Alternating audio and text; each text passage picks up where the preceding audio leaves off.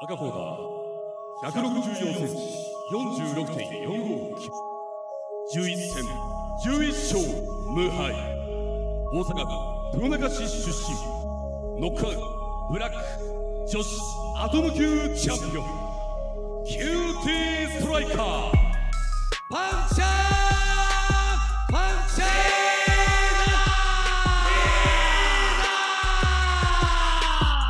Panchan Rina, better known as the Cutie Striker, a deceptively dangerous force in kickboxing and one of the biggest threats to Dakota Ditcheva.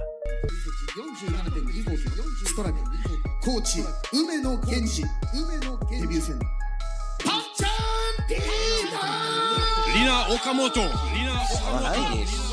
Carrying an impressive professional record of 20 wins, 2 losses, and 1 draw, including 5 knockout victories, Ponchan established herself as one of the sport's most consistent competitors by putting together a remarkable 16-fight undefeated streak before tasting defeat for the first time.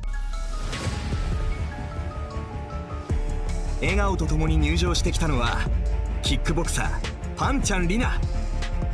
キューティーストライカーの異名を取る美女戦士。2019年の2月にプロデビューして以来、10月まで負けなしの5連勝。 Don't let the nickname fool you inside the ring. She's relentless. Her signature weapons are a long, punishing jab, explosive right straight, and sharp front kicks that keep opponents at bay while setting up crushing knees. Fighting with constant forward pressure and an aggressive mindset, Ponchan excels at dictating the pace, breaking her opponent's rhythm, and forcing them into uncomfortable exchanges.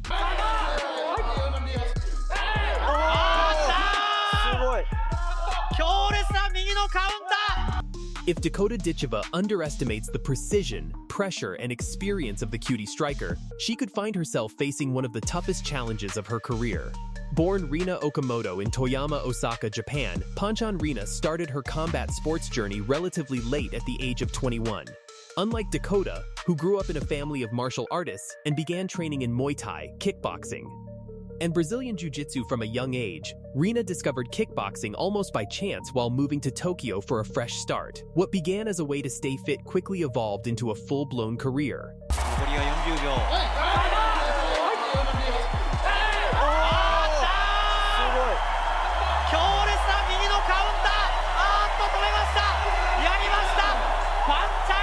Training under Hideyaki Suzuki at Gym Struggle, she traveled multiple times to Thailand to sharpen her Muay Thai skills, showing a level of dedication and focus that belied her late start. Her rapid rise in the Japanese kickboxing scene was nothing short of remarkable. As an amateur, she became the 2018 Girls Bloom Cup minus 50 kilograms champion and Kimura Manal Japan 47 kilograms champion, finishing her amateur career with an impressive 11-1 record. These early accomplishments signaled that she wasn't just another pretty face stepping into the ring. She had both skill and mental toughness, the kind you simply cannot teach.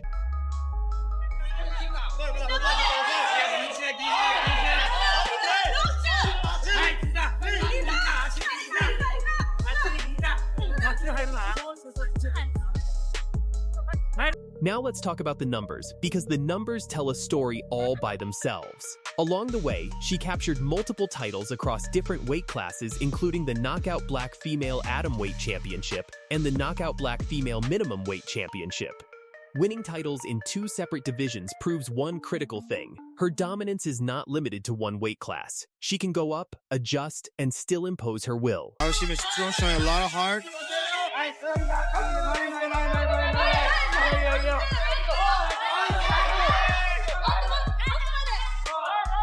Her victories over fighters like Amp the Rocket, Kathleen Vance, and Ayelen Gonzalez highlight her finishing ability. Fights often ended decisively, with Reena leaving no doubt about who the better fighter was. When she puts her shots together, opponents don't recover, they go down.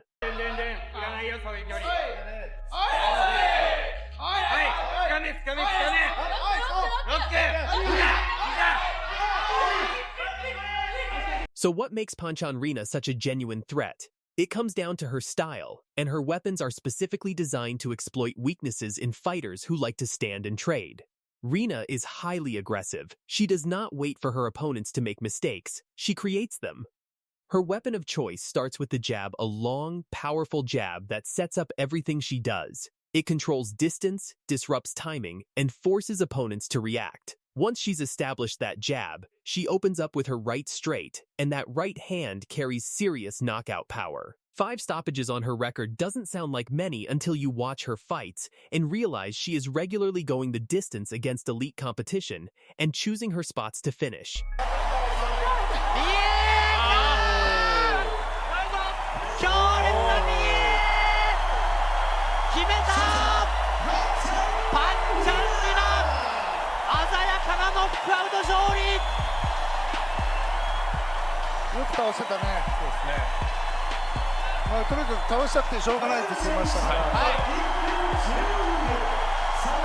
Add to that her front kicks and knees. Her teeps-piercing front kicks designed to keep opponents off balance and reset the distance are technical, well-timed, and exhausting to deal with over 3 or 5 rounds.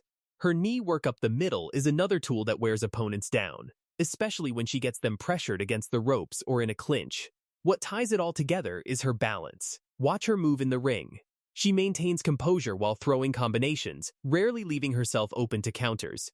She has technique and power, but crucially she has the ring IQ to know when to unload and when to stay disciplined. That kind of fighter is the hardest to prepare for. Dakota Ditcheva is widely regarded as one of the most promising female MMA fighters on the planet. Competing in the PFL's women's flyweight division, she holds an undefeated professional record of 15-0, including 12 knockouts, 1 submission, and 2 decisions. Her rise has been meteoric, with notable victories over Tyler Santos, Gina Bishop, and Chelsea Hackett, often ending fights in the first or second round with devastating body punches. Fighting out of Manchester, England, and proudly representing her Bulgarian English heritage, Dakota is not just a finisher, she is a complete fighter.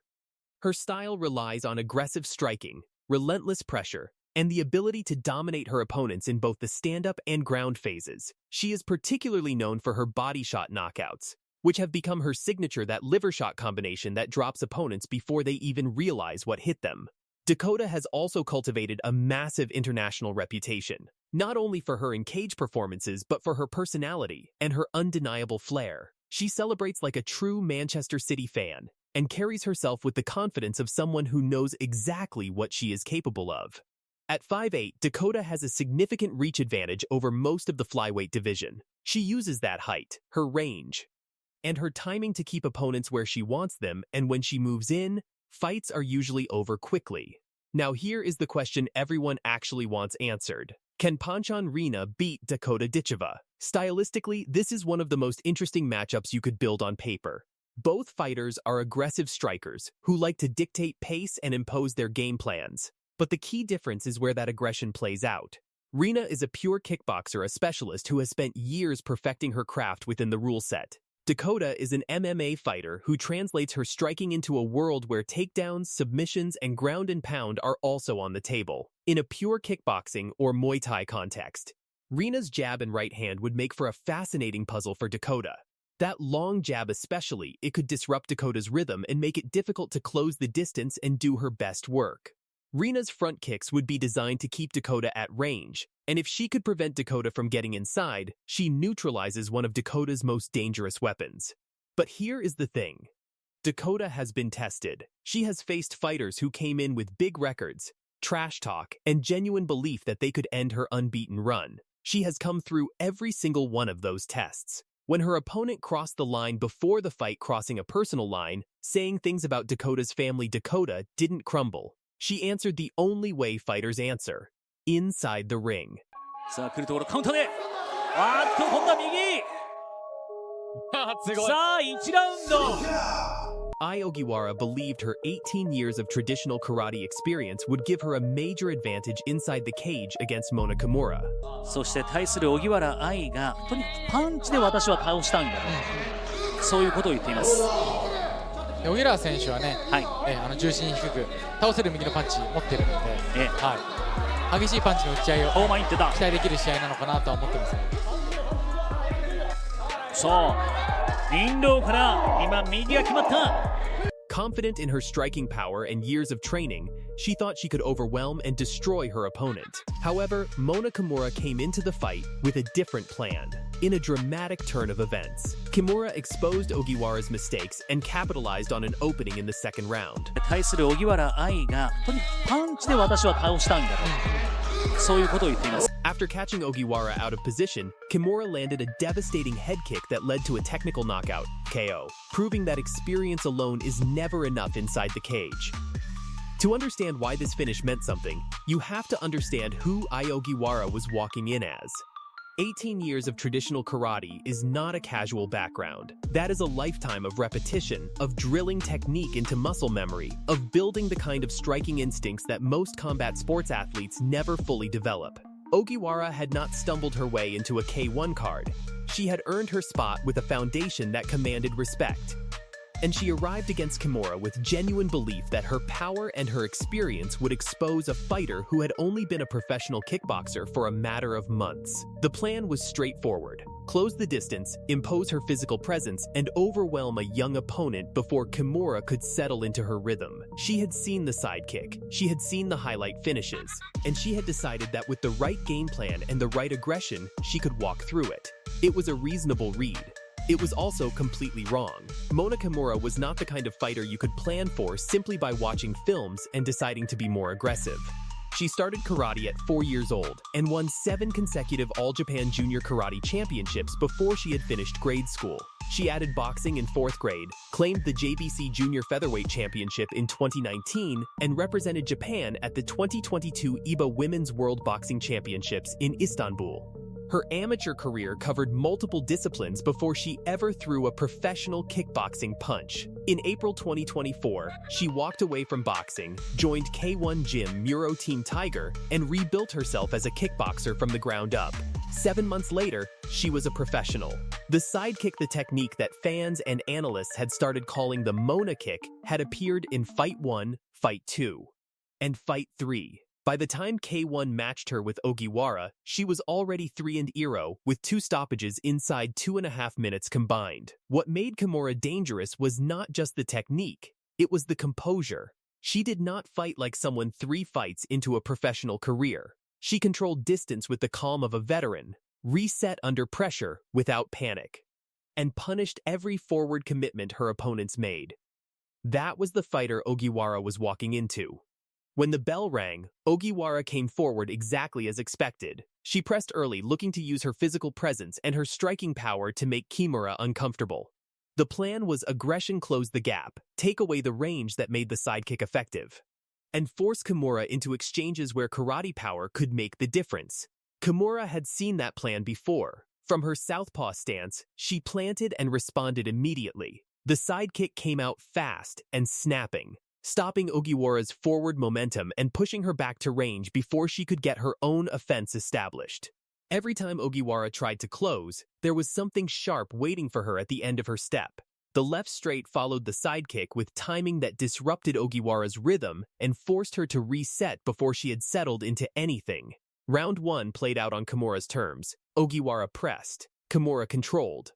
The experience gap that Ogiwara had expected to exploit looked considerably smaller from inside the ring than it had from outside it. Round 2 was where the fight ended. Kimura caught Ogiwara out of position, a moment where the forward pressure that had defined Ogiwara's game plan left her exposed at exactly the wrong time.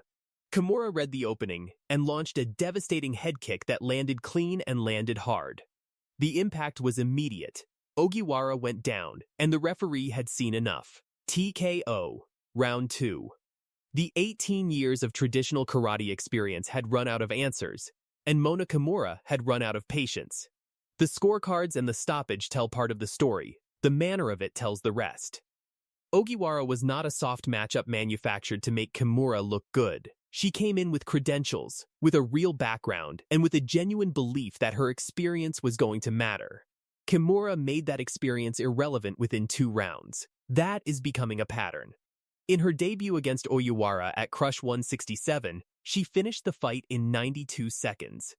Against Yuka at Crush 170, she controlled 3 full rounds and took a unanimous decision. Against Satoko Ozawa at Crush 177 in the legendary Korakuen Hall, she opened Ozawa up inside the first minute and forced a doctor stoppage in round 2. And against Yoonji Choi at K1 Genki 2026, the reigning Max FC Women's Bantamweight champion with 19 professional bouts, she went 3 rounds and walked away with a 30-27 unanimous decision on all 3 judges' cards. 4 fights, 4 wins, 2 stoppages, 2 dominant decisions, a finishing rate, a technical foundation, and a composure under pressure that most fighters spend a decade trying to build. The finish against Oiwara adds another data point to a profile that is becoming very difficult to argue against. Aggressive pressure fighters cannot close the distance cleanly. Experienced veterans cannot disrupt her rhythm.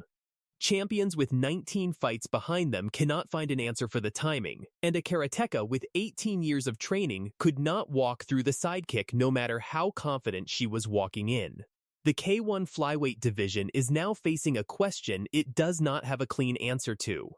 Mona Kimura is 4-0, unbeaten, and operating at a level that no other fighter in women's kickboxing has reached this quickly. She has beaten every type of opponent K1 has put in front of her, and she has done it before her 25th birthday. The technique is elite. The composure is elite. The finishing ability is real. The question is no longer whether she belongs at the top of the division. The question is who is willing to step up next, and whether anyone currently competing in the K1 flyweight ranks has the tools to give her a real problem. Because confidence, as Oiwara just found out, is not enough on its own. Experience alone is not enough. A plan that looks reasonable on paper runs out of answers the moment Kimura plants her feet and starts finding her range.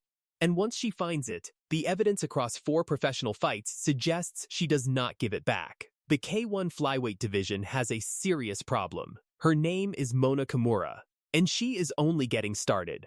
Drop a comment below. Do you think Mona Kimura is on her way to becoming a K1 world champion, or does someone in the division have the tools to slow her down? Let us know what you think. Hit like and subscribe for more breakdowns and fight analysis just like this one.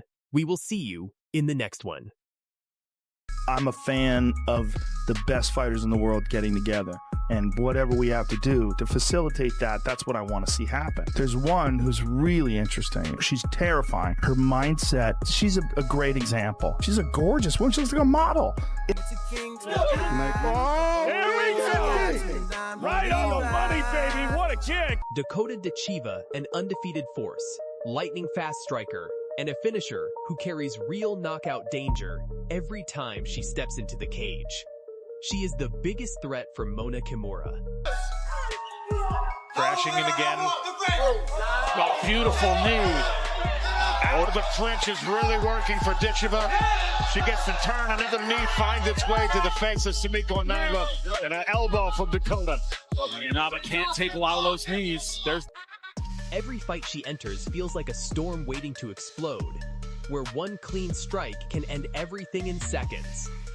With her precision, confidence, and ruthless pace, she has built a reputation that keeps opponents cautious before the first bell even rings. Someone in! Down the fence. Oh! We're ready! So long and rangy. Oh! Put away.